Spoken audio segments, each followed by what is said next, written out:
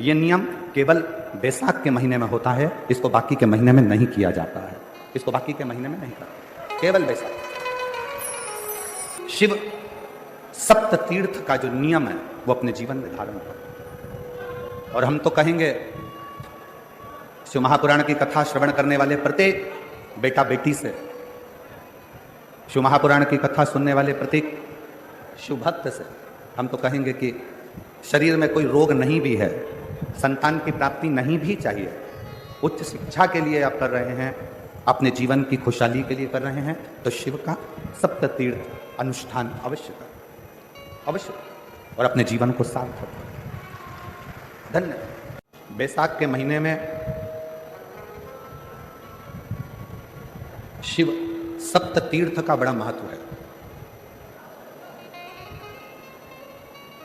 जिस नारी को 30 साल हो गए हों, बच्चे नहीं हों, 35 साल हो गए हों, संतान नहीं हो, 25 साल हो गए, 20 साल हो गए, संतान का सुख ना हो, और डॉक्टर ने कह दिया कि कोई बहुत बड़ी बीमारी किसी व्यक्ति को है, रोग बड़ा, बीमारी बड़ी है, और उस बीमारी का कोई हल, उस रोग का कोई हल नहीं दिख रहा, कोई हल नजर ना हो,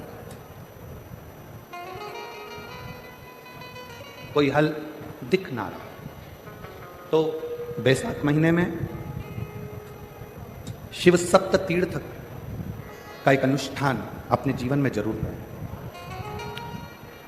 मट्टी के पात्र में जल भरना, और मट्टी के पात्र में जल भरकर प्रतिदिन रोज 7 दिन का ये नियम होता है सप्त तीर्थ का, सप्त तीर्थ। बस विराम जो है उसका प्रदोष के दिन होना चाहिए।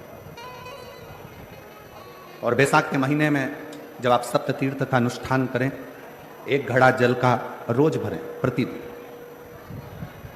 और 1 बेलपत्र, 1 शमी पत्र उस घड़े के नजदीक में कोई पात्र में अवश्य रखें। पात्र को, जो जल का घड़ा है, जल का पात्र है, उसको मट्टी के ही दीप से या कोई श्वेत वस्त्र जिसको मला गया हो, धोया गया हो, साफ हो, उस वस्त्र से ढक दें। एक दिन एक शिवालय में जाएं, शमी पत्र अशोक सुंदरी वाली जगह पर समर्पित करें।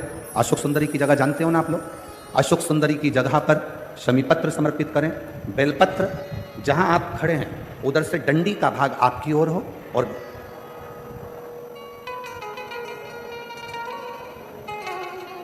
जहां आप खड़े हैं वहां डंडी का भाग आपकी ओर हो, और बेलपत्र शिव जी को समर्पित करा जाए। फिर जो मट्टी के पात्र में जल है वो भगवान शंकर को अपनी कामना कर कर शिव जी को समर्पित कर दो। संतान के लिए कर रहे हो तो वहीं से जल को एक कटोरी में, एक पात्र में झेल लीजिए। उस जल का आधा भाग नंदी के पास बैठकर आप ग्रहण कर लो, आधा भाग अपने पति को देना प्रारंभ कर दो। कोई रोग के लिए कर रहे हो, किसी बीमारी के लिए कर रहे हो, तो वो जल आप अपने घर की देहली में प्रवेश करने के पहले अपने मुख में उसको ग्रहण कर लो। एक दिन में एक शिवालय, दूसरे दिन दूसरा शिवालय, तीसरे दिन तीसरा शिवालय। अगर अपने नगर में, अपने गांव में, अपने क्षेत्र में 7 शंकर के मंदिर नहीं हो, यदि अपने गांव में, अपने नगर में, अपने क्षेत्र में 7 शंकर के शिवालय नहीं हो, तो मिट्टी का शिवलिंग बनाकर उस पे चढ़ा, पर रोज एक शिवालय अलग होना चाहिए। प्रतिदिन प्रदोष के दिन जब आप इस सप्त तीर्थ का विराम करेंगे, उस समय पर जल, जब प्रदोष काल आए, प्रदोष काल का जब समय हो जल चढ़ाओ सुबह, पर प्रदोष काल का जब समय हो उस जल का पान उस प्रदोष काल में कर लेना। प्रदोष को, जो प्रदोष काल में उस जल को शंकर का पंचाक्षर मंत्र नमः शिवाय, षडाक्षर मंत्र ओम नमः शिवाय या श्री शिवाय नमस्तुभ्यम बोलकर प्रदोष काल में उस जल का पान करें। बाबा को प्रार्थना करें, शिव से विनय करें। ये नियम केवल बैसाख के महीने में होता है, इसको बाकी के महीने में नहीं किया जाता है, इसको बाकी के महीने में नहीं करता, केवल बैसाख।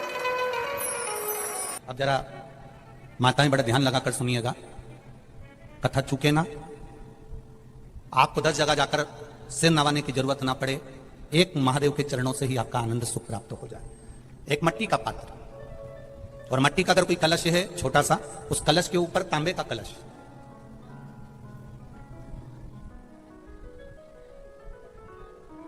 माता प्रसूति, दक्ष प्रजापति और माता वीरणी, इन तीनों का स्मरण कर कर जो बड़ के पेड़ के नीचे जो शिवलिंग हो, बड़ के पेड़ के नीचे जो शिवलिंग विराजमान हो, चाहे वो ओटले पर हो, चाहे वो पत्थर का हो, चाहे वो सीमेंट का हो, चाहे वो कंकर का हो, चाहे वो मार्बल का हो, चाहे वो जिस भी चीज का हो, बड़ के पेड़ के नीचे जो शिवलिंग हो उसमें सीधे जब आप कलश लेकर जाएंगे तो मिट्टी का पात्र, उसके ऊपर तांबे का पात्र भरा हुआ, दोनों को एक साथ पकड़ कर ले जाएंगे। पर जब आप शिवलिंग पर दक्ष प्रजापति, प्रसूति और वीरणी, इन तीनों का नाम लेकर सीधे हाथ में मट्टी का पात्र, उल्टे हाथ में तांबे का पात्र लेकर धीरे धीरे शिवलिंग पर जल समर्पित करेंगे, और उस जल का पान उसी वट वृक्ष के नीचे दोनों पति पत्नी अगर पान कर लेते हैं और संतान की कामना कर लेते हैं तो भी मेरा महादेव संतान प्रदान करता ही करता है। पर यह जो क्रम किया जाता है ये केवल बैसाख के महीने में ही किया जाता है, इसके सिवाय इसको आप अन्य महीनों में नहीं कर सकते, केवल एक बैसाख में। और हम तो कहेंगे बैसाख महीने की जब शिवरात्रि आए, या बैसाख महीने में अष्टमी तिथि आ जाए, या बैसाख महीने में सोमवार का दिन पड़ी जाए, तो प्रयास करना कि आप संतति के लिए, संतान के लिए आप ये प्रयोग कर सकें। खाली ना जाता कोई दर से तुम्हारे, मैं भी खड़ा हूं नंदनी बाहे पसारे। बाबा आपके चरणारविंद का रस तत्व हमें प्राप्त। प्रसूति शिव महापुराण की कथा जितनी भी माताएं सुन रही हैं, जिनके घर में 30-30 साल तक औलाद भी नहीं हुई हो, 15 साल, 18 साल, 10 साल, 20 साल, अगर संतान का सुख भी नहीं है तो वे विश्वास करता है जिसने 7 दिन की प्रसूति शिव महापुराण की कथा 7 दिन की अगर पूरी भले मोबाइल पर सुने, चाहे टीवी पर सुने, चाहे पंडाल में सुने, कामना कर कर, झोली पसार कर अगर दिल से सुनेगी तो ये झोली भले 30 साल क्यों ना हो गए हो तो भी वो भरेगा जरूर, ये निश्चित है। बैसाख के महीने में पार्थिव शिवलिंग के निर्माण का, और उसमें एक बात कही गई कि जब संसार का मनुष्य, मृत्यु लोक में रहने वाला मानव, मृत्यु लोक में रहने वाला मनुष्य मिट्टी के शिवलिंग का निर्माण करता है, पार्थिव शिवलिंग का निर्माण करता है, और जिस घर में पार्थिव शिवलिंग का निर्माण होकर उसकी पूजन होती है, घर का सदस्य उस पर अगर एक बूंद जल समर्पित कर देता है तो जितने घर के सदस्य होते हैं उस पार्थिव शिवलिंग के निर्माण को करने वाले होते हैं, पूजन करने वाले होते हैं, उनको 6 महीने तक किसी बड़ी बाधाओं को झेलना नहीं पड़ता, वो दुख अपने आप हट जाएगा। बैसाख का महीना चल रहा है, शंकर के शिवालय में जाओ, शिव के शिवालय में 3 स्थानों का स्पर्श अवश्य जरूर।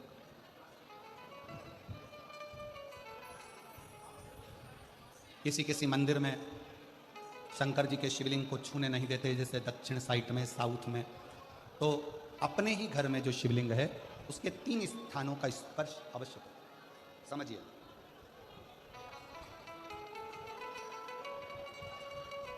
पहला, शंकर भगवान के जहां से जल बहता है उस स्थान, ये जलाधारी है, जल बहता है, ये शिवलिंग है, यहां से जो पानी नीचे की ओर जाता है उस स्थान का स्पर्श अवश्य है। दूसरा, शिवलिंग का जो गोल भाग है उस गोल भाग में कहीं पर भी अपनी हथेली का स्पर्श अवश्य करें। तीसरा, शंकर भगवान के शिवलिंग का जो ऊपर का भाग है वहां अपने अस्त्र का स्पर्श अवश्य करें। तीनों स्थान पर ब्रह्मा, विष्णु और महेश का स्मरण करते हुए जब बैसाख महीने में आप शंकर भगवान को जल समर्पित करें। शिव जी को जब बैसाख के महीने में जल दिया जाए तो दोनों हाथ से अंजलि में कलश रखकर शंकर भगवान की अपने हाथ की अंजलि में जल रखकर शिव जी को जल अवश्य समर्पित करें। 2 चीजें बड़ा स्मरण में रखिएगा। एक, बैसाख महीने में मट्टी के पात्र का जल, अभी क्या चल रहा है? फागुन। अभी क्या चल रहा है? फागुन। जब बैसाख का महीना आए ना, जितने यहां बैठे और जितने आस्था चैनल पर सुन रहे हो, जितने फेसबुक यूट्यूब पर कथा श्रवण कर रहे हैं, जितने मोबाइलों पर देख रहे हैं, प्रयास करना बैसाख के महीने में मिट्टी के पात्र में जो रात्रि भर जल रखा हो, मिट्टी के पात्र में, अगर आपके पास में घड़ा हो, हंडा हो, नी हो तो दिया हो, दीपक हो, कुल्लड़ हो, कोई भी तुम्हारे पास में जो मिट्टी का पात्र उसमें जल भरना, वो जल बैसाख के महीने की किसी भी सोमवार के दिन, किसी भी सोमवार के दिन, बैसाख महीने में या किसी प्रदोष के दिन या बैसाख महीने के शिवरात्रि के दिन वो मिट्टी के पात्र का जल अपने घर के प्रत्येक व्यक्ति का स्पर्श कराकर उस मिट्टी के पात्र के जल को तांबे के पात्र में डाल लीजिए और घर के प्रत्येक व्यक्ति का स्पर्श करा लीजिए और शंकर भगवान पर कुंदकेश्वर महादेव के नाम से समर्पित करिए। कुंदकेश्वर महादेव। कभी जीवन में पीछे पलट कर देखने की जरूरत नहीं पड़ेगी, आप उन्नति की सीढ़ी की ओर बढ़ते चले जाएंगे। बैसाख महीने में कभी एक विचार करिएगा, नरसिंह अवतार बैसाख के महीने में हुआ, कुर्मा अवतार बैसाख के महीने में हुआ, हयग्रीव अवतार बैसाख के महीने में हुआ, परशुराम अवतार बैसाख के महीने में हुआ, माता जानकी का अवतार बैसाख के महीने में हुआ। आखिर बैसाख के महीने में, माधव महीने में इतनी महत्वता क्यों?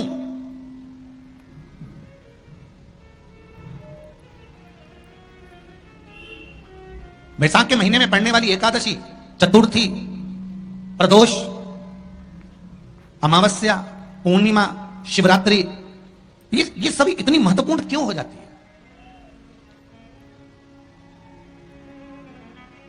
इसकी महत्वता इतनी प्रबल क्यों हो जाती है? किस लिए? क्योंकि बैसाख का जो महीना पड़ता है, सूर्य की संपूर्ण तपन, सूर्य देव अपने पूर्ण तेज के साथ में मृत्यु लोक के निवासियों पर, चाहे जलचर हो, थलचर हो, वायुचर हो, चाहे जो जीव हैं, उस पर जब किरण फेंकते हैं तो संसार का जो मनुष्य है उस पर जब ताप पड़ता है तो ताप पड़ने के कारण उसके मुख से भगवान का नाम निकल ही जाता है, स्मरण नाम निकल ही जाता है। जब उसके मुख से भगवान का नाम निकलता है तो वो भगवान की शरणागति खुद ग्रहण कर लेता है स्वयं।